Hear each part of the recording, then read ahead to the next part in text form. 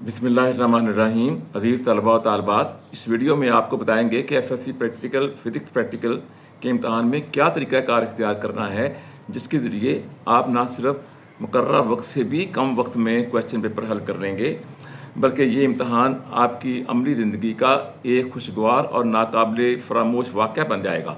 और याद रखिए, बड़ा आदमी वही होता है जिसकी ज़िंदगी नाकाबिल फरामोश वाक़या से भरपूर हो। अगर आपने अभी तक इस चैनल को सब्सक्राइब नहीं किया तो बराए मेहरबानी पहले इसको सब्सक्राइब कर लीजिए और इसको शेयर भी कीजिए, ताकि आइंदा इस तरह की वीडियो आपको बर वक्त पहुँचती रहें।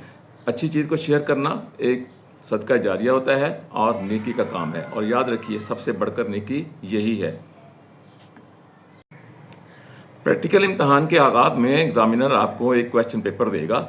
सबसे पहले आपने उस पर अपना इम्तहानी रोल नंबर लिखना है। इसके दोनों तरफ सवाल लिखे होंगे। पहले सफ़ा पर 2 सेक्शन और हर सेक्शन में 3-3 सवाल होंगे।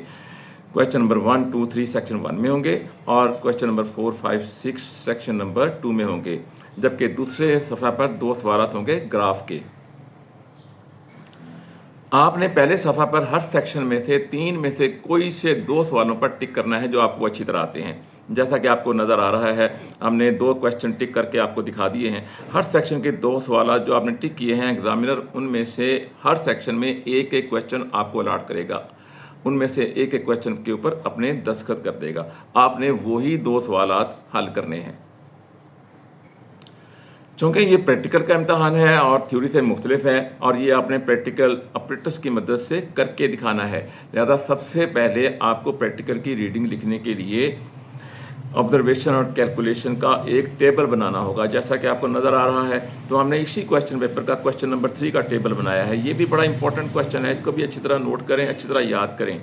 ये बहुत आम प्रैक्टिकल है। ये आपको ऐसा टेबल और ऐसा प्रैक्टिकल लिखा हुआ कहीं नहीं मिलेगा, इसको अच्छी तरह याद करें।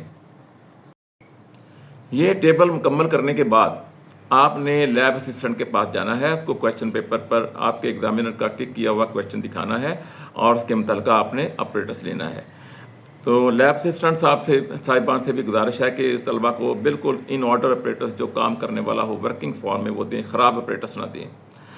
ऑपरेटर्स लेने के बाद आपने काम शुरू करना है और कम से कम एक रीडिंग आपने एग्जामिनर को दिखानी है और उससे दस्तखत करवाने हैं। ये एग्जामिनर की जिम्मेदारी है, लिहाजा एग्जामिनर को चाहिए कि वो रीडिंग पर दस्तखत लाजमी करें।